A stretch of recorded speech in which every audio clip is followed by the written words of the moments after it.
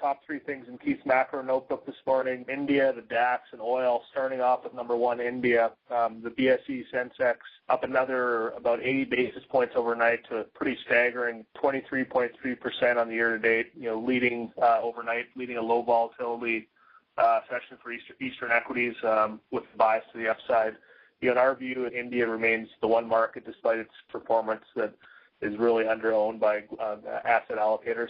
Second thing in Keith's macro notebook, the DAX failed at our first line of resistance, Hedgeye trend line of 9232, and has no support down all the way to 8848. This morning, the key data point out of Germany was the ZOO reading, which is one of the worst sequential slowing data points of the year from really any major economy.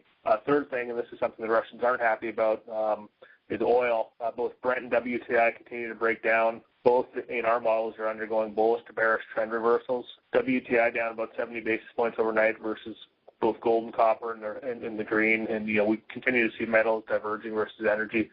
And then, the key sort of demand data point, although maybe somewhat of a lagging indicator, but the IEA actually cut their view of oil demand for 2014, so reduced it, I think, by about 140,000 barrels per day. So, definitely a meaningful cut there. And those are the top three things in Keith's macro notebook this morning.